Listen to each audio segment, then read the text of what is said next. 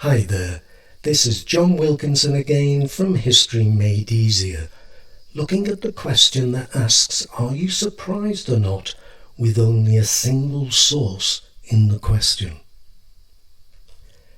Now, I wouldn't necessarily do this in my answer, but let me give a brief summary of the source.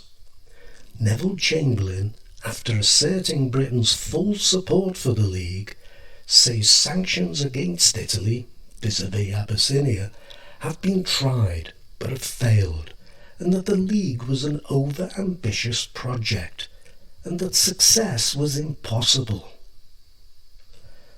Now, that Chamberlain thought the League was failing may not be surprising.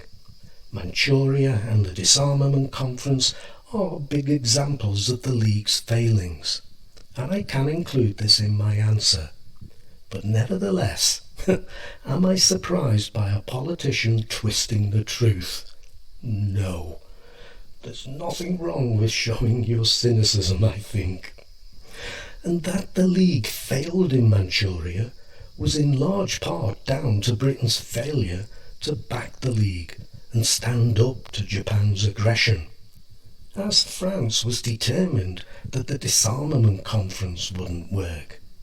Now, this last point is not directly relevant to this question, but I wanted to remind you of it.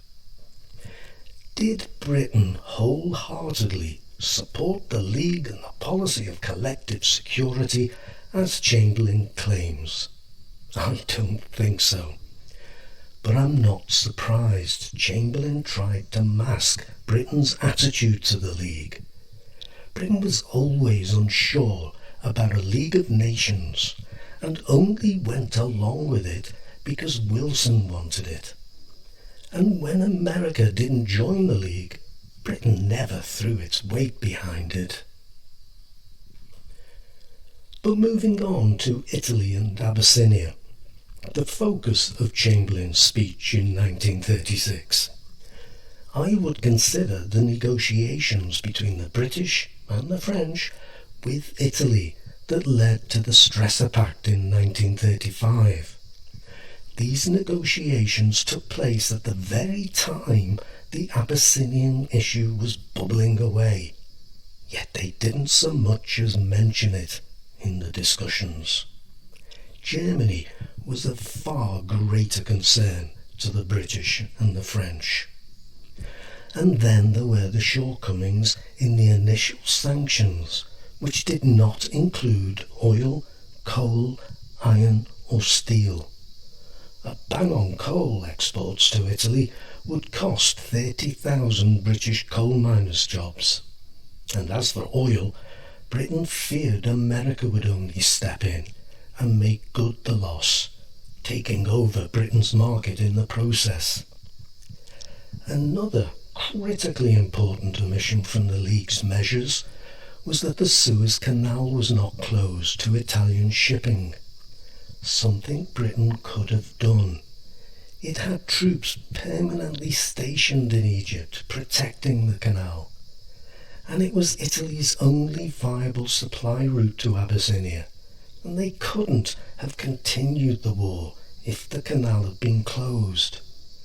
But Britain felt that Malta and Gibraltar might be vulnerable to an Italian attack. But all this pales in significance, I think, compared to the infamous Hall-Laval Pact, concocted by the British Foreign Secretary Samuel Hoare and the French Foreign Minister Pierre Laval, which was to offer 2/3 of Abyssinia to Italy and present a fait accompli to Haile Selassie. What price Britain's wholehearted support for collective security that Chamberlain boasts about. So while I understand some people might be surprised, I'm still not surprised at all. Chamberlain is making sure Britain can't be blamed for the League's failure.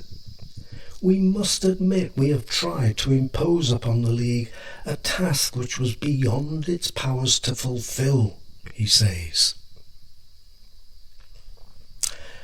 Now look at what I've done here. Two things.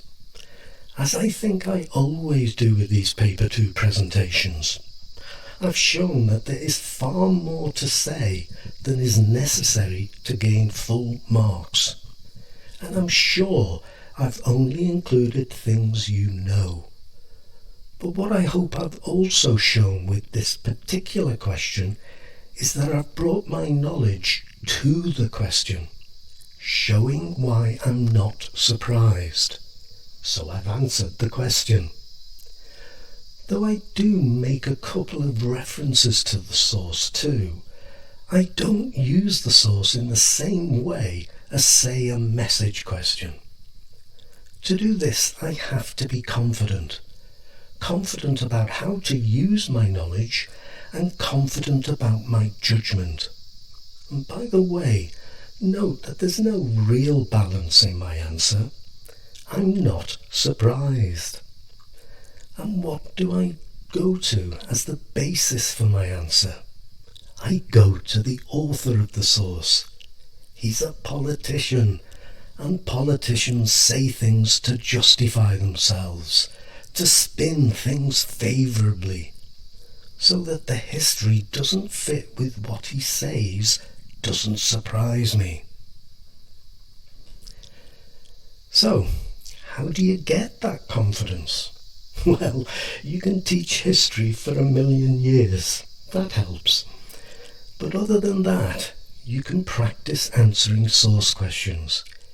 Even if you just do it mentally, you don't necessarily have to write all your answers out. Though don't let me put you off doing that. And you don't have to use the League of Nations topic all the time. You are practicing skills, and if you use other topics, then you're also revising those topics. So 2 birds killed with 1 stone. Anyway, I hope this presentation was useful for you. I really do believe that Paper 2 is a winner for you, but only if you familiarise yourself with it and practice the skills required of you. And the best way to do that is to look at as many past questions as possible. Thank you so much for listening, and the very best of luck with your studies. Paper 2 is your friend, if you let it be. Cheers.